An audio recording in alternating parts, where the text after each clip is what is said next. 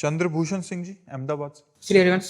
श्री हरिवंश महाराज जी। महाराज जी, जैसे बोला जाता है कि आत्मा ही परमात्मा का स्वरूप है, वो नष्ट नहीं होती, वो बस शरीर बदल लेती है। तो जो पाप कर्म पिछले शरीर से किए गए थे, उसे नया शरीर क्यों भोगता है? उसे वही शरीर क्यों नहीं भोग लेता? इसके अलावा आत्मा परमात्मा का स्वरूप है, तो हमें वो बुरे कर्म करने के लिए क्यों नहीं रोकती?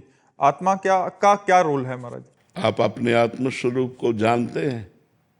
नहीं जानते ना, इसीलिए आपसे गलती होती है, क्योंकि आप अपने आत्म स्वरूप को न जान करके शरीर से तदात्म कर लिए हैं, मैं पुरुष हूँ। ऐसा है ना, जब आप शीशा देखते तो यही तो लगता मैं हूँ, तो आत्मा को भूल गए, मतलब परमात्मा को भूल गए। बस यही भूल माया में फंसा दिया। अब जो आप पाप करते हैं तो आपके शरीर की एक सीमा है, 100 वर्ष, 70 वर्ष, 80 वर्ष। अब मुकदमा यहाँ अपने 10-10 वर्ष नहीं चलता। छोटी अदालत है, कई अदालत है। तो आज आपने अपराध किया, हत्या की, तो आज ही फांसी में थोड़ी चढ़ा दिए जाओगे। 10 वर्ष मुकदमा चलेगा और 20 वर्ष मुकदमा चले, इसके बाद उसका निर्णय हो।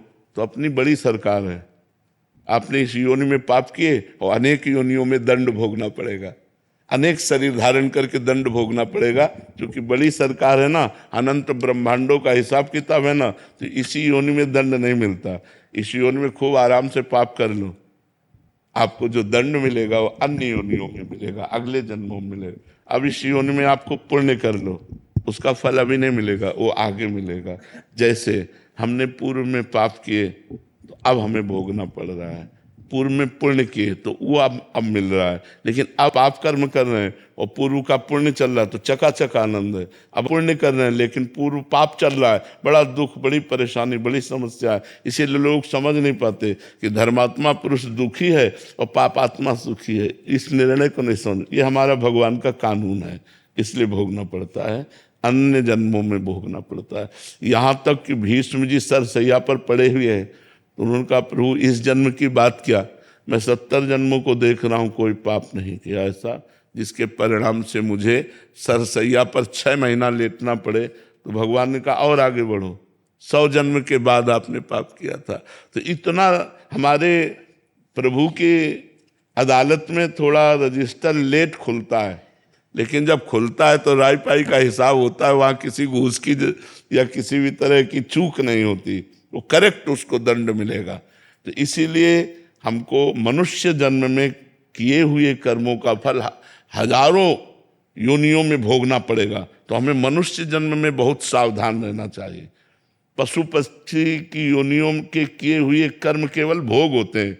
जैसे सिंह गाय को मार के खा रहा है तो उसको कोई पाप थोड़ी लग रहा है, बिल्ली कबूतर चूहे को पा रही तो कोई पाप थोड़ी लग रहा है, क्योंकि उसका आहार है, आहार निश्चित किया गया है।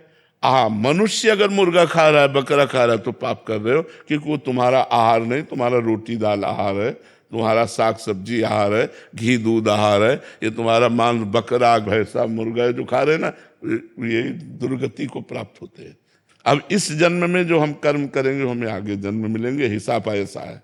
कानून कानून है, अब क्यों है तो सरकारी कानून है कानून है, जहाँ जैसी व्यवस्था होती है। तो हमारे भगवान का कानून है कि इस जन्म में पाप करोगे तो आपको अनेकों जन्मों में उस पाप का फल भोग। कुछ ऐसे कर्म भी हैं जिसका इसी जन्म में भुगतान हो जाता है। बहुत भयंकर अपराध, साधु अपराध, साधु अवज्ञा तुरंत भवानी, कर कल्याण अखिल कहानी। अगर संत का अपराध बन गया, वैष्णव का अपराध बन गया, भक्त का अपराध बन गया तो तुरंत लागू हो जाएगा।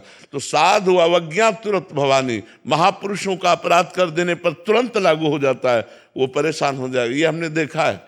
तो अभी उस दिन बताया था कि जगदीश्वरानंद के अपने गुरु को जहर दे दिया तो पूरे शरीर में मवाद पड़ गया, फूट फूट कर जब निकले तो चिल्ला चिल्ला कर कहते थे कोई बचा लो। तो कोई न औषधि काम करती न कुछ, सड़ रहा था, पूरा शरीर सड़ रहा था। तो साधु अवज्ञा तुरंत भवानी, कर कल्याण अखिल के हानि।